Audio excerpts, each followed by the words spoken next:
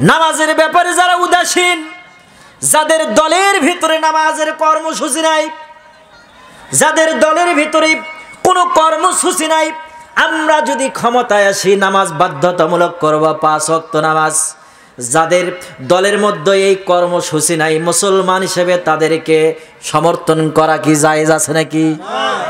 নাই। 1 number. 2 number, চোর চুরি করলে হাত কেটে দিতে হবে, আমার বিধান নাকি আল্লাহর কোরআনের বিধান? আল্লাহর কোরআনে আছে চোর চুরি করলে হাতটা কেটে দিতে হবে।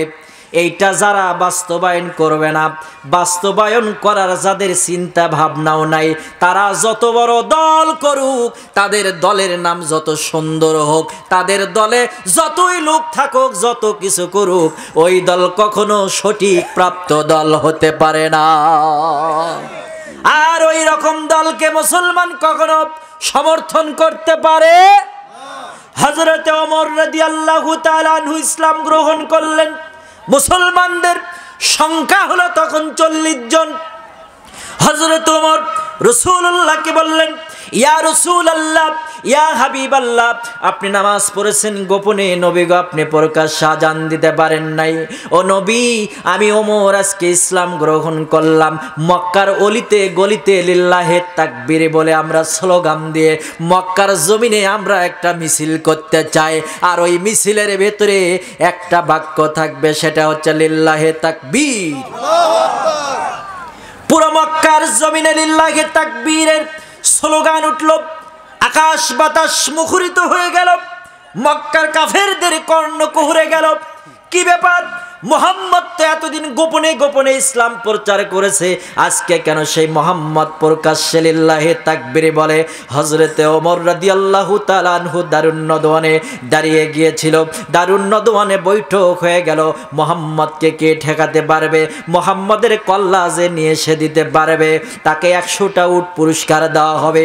হযরতে ওমর দাঁড়িয়ে গেল, খোলা তরবারি নিয়ে, মুহাম্মদের কল্লা আমি নিয়ে এসে দিতে পারবো। বংশের মর্যাদা নষ্ট করে দিচ্ছে, আমাদেরকে ইসলাম ধর্মে ঢুকিয়ে দিচ্ছে, ওই মুহাম্মদকে জমিনের ভেতরে আর রাখা যাবে? বর্তমান সমাজে ওই কায়দায় কিছু দলের নেতা কর্মীরা ইসলামিক দলের কর্মীদের ওপর নির্যাতন করে। জোরে কথা বলেন ঠিক কিনা? তারাও চায় ইসলামের কর্মীরা যেন থাকতে না পারে, তার কারণ ইসলামের কর্মীরা যদি তা থাকে, আর যদি এদেশে ইসলামিক রাষ্ট্র কায়েম হয়, তাহলে আমরা ক্ষমতায় গেলে আমরা আর চুরি করতে পারবো না। জোরে কথা বলেন ঠিক কিনা? আমরা আর বেনামাজি থাকতে পারবো না, আমরা আর ঘুষ খাইতে পারবো না, দেশের সম্পদ লুটপাট করতে পারবো না। এই জন্য তারা মনে করে যেটা যাই হোক ইসলামিক রাষ্ট্র আমাদের দরকার নাই। ধর্ম এক জিনিস, ইসলাম আর এক জিনিস, ধর্মর সাথে রাজনীতির কোনো সম্পর্ক নাই। তারা বলে সেকুলারিজম, ধর্ম নিরপেক্ষতা। আর আমার নবী বলেছে যেখানেই ধর্ম সেখানেই রাজনীতি। জোরে চিৎকার দিয়ে বলেন সুবহানাল্লাহ। কে বলেছে কোরআনে রাজনীতি নাই? আমার নবী এমন রাজনীতি করেছিল, মক্কা থেকে মদিনায় যাওয়ার পর এমন একটা রাষ্ট্র কায়েম করলো, মদিনায় এমন একটা সুন্দর রাষ্ট্র গঠন হয়ে গেল, যেই রাষ্ট্রে মহিলা তার নিজের সতীত্ব নিয়ে চলতে পারত না, সেই রাষ্ট্রে মহিলারাতেও যায়, দিনেও যায়, তার ইজ্জতের উপরে কোনো হামলা চলে না। মক্কার মদিনা এমন সুন্দর ইসলামিক রাষ্ট্র কায়েম হয়ে গেল, পুরো মদিনায় রাসূলুল্লাহ হলেন রাষ্ট্রপতি, রাসূলুল্লাহ হলেন প্রধানমন্ত্রী। আবার নবীজির হিজরতের জীবন পড়বেন, মাক্কি জীবনী পড়বেন, মাদানী জীবনী পড়বেন। আমার নবীজি 1 নয় 2 নয় 27টি যুদ্ধ পরিচালনা করেছে। কয়টি? 27টি যুদ্ধ পরিচালনা করেছে। কাদের বিরুদ্ধে? বাতিলের বিরুদ্ধে। কাদের বিরুদ্ধে? বাতিলের বিরুদ্ধে যুদ্ধ পরিচালনা করেছে। আপন মাতৃভূমি নিজ মায়া মমতায় বিজড়িত আপন আত্মীয় স্বজনের এলাকা। মক্কায় রাসূলুল্লাহ থাকতে পারে নাই। মক্কা থেকে আমার নবীজি মদিনার দিকে চলে যাবে, আমার নবী চোখের পানি ঝরঝর করে ছেড়ে দেয়। জিবরাইল আমিন বলে, ইয়া রাসূলুল্লাহ, ইয়া হাবিবাল্লাহ, আপনি চোখের পানি ঝরঝর করে ছেড়ে দেন কেন? আবার নবীজি বলে, জিবরাইল, আল্লাহ পাক আমাকে ওহী দিয়ে নবীয়ত দান করেছে। আমি চেয়েছিলাম আমার স্বগোত্রীয় লোকদেরকে, আমার দেশের মানুষদেরকে, আল্লাহ ভোলা মানুষগুলোকে আল্লাহর দিকে নিয়ে আসব, ইসলামের দিকে নিয়ে আসব, কিন্তু মক্কার পাষণ্ড লোকেরা আমাকে থাকতে দিল না।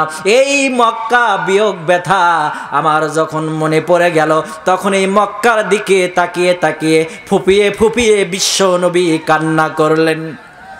মক্কার মায়া ছাড়তে পারলেন না। অবশেষে সব বিসর্জন দিয়ে আমার নবীজি চলে গেলেন মদিনায়। মদিনায় যাওয়ার পর একটি ইসলামিক স্টেট কায়েম করলো, যে ইসলামিক স্টেটের প্রধানমন্ত্রী হলেন আমার নবীজি, রাষ্ট্রনায়ক হলেন আমার নবীজি, আইনমন্ত্রী হলেন আমার নবীজি, স্বরাষ্ট্রমন্ত্রী হলেন আমার নবীজি, পররাষ্ট্রমন্ত্রী হলেন আমার নবীজি। আমার নবী প্রমাণ করে দিল ইসলামের রাজনীতি আছে। ইসলামের রাজনীতি করে নেতা হইয়া, প্রধানমন্ত্রী হইয়া, তারপরে ইসলামের অনুশাসনগুলো জনগণের মধ্যে বাধ্যতামূলক করা যাবে। ইসলামিক রাষ্ট্র কায়েম না হওয়া পর্যন্ত কোনো দিনও চোরের হাত কাটা যাবে না। কথা বলেন ঠিক কিনা? চোরের যদি হাত কাটতে চান, তাহলে ইসলামিক রাষ্ট্র বিনির্মাণের জন্য আপনাকে আমাকে কাজ করে যেতে হবে। ও মুসলমান শোনো, তোমরা কি এই কোরআনের পক্ষে না বিপক্ষে? যদি পক্ষে তোমরা থাকো, তাহলে এই কোরআনের আইন বাস্তবায়ন করার জন্য এই মুহূর্তে বাংলার জমিনে যাদের ক্ষমতা প্রয়োজন, আমরা নিজের জীবনের তাজা রক্ত দিয়ে হলো তাদের জন্য আমরা কাজ করতে রাজি আছি। প্রয়োজন অনুপাতে নিজের জীবনটা পর্যন্ত এই জমিনের ভেতরে বিলিয়ে দেব। কারা কারা দুহাত উত্তোলন করে তাকবীর দেন, বলেন আল্লাহু আকবার। ও মুসলমান, ও বদরগঞ্জের মুসলমান, শুনে রাখো, এই বদরগঞ্জ থেকে ইনশাআল্লাহ ইসলামের পতাকা পথ পথ করে উড়বে। এইবারে সামনে নির্বাচনে, এইবার ভোটের মাধ্যমে বুঝে দিতে হবে আমরা আর কাউরে চাই না। যারা আসলে আগের মতো আবার সংঘাত হবে। কথা বলেন ঠিক কিনা? কারা রাজনীতি করবে করুক, দেয়ার ইজ নট। তিনজন সাহাবীর শাহাদাতের মর্যাদা আলোচনা পেশ করছেন মাওলানা মামুনুর রশিদ সিদ্দিকী, কেন্দ্রীয় যুগ্ম মহাসচিব, বাংলাদেশ ইসলামিক মিডিয়া কল্যাণ পরিষদ। হুজুরের মোবাইল নাম্বার 01712 773951।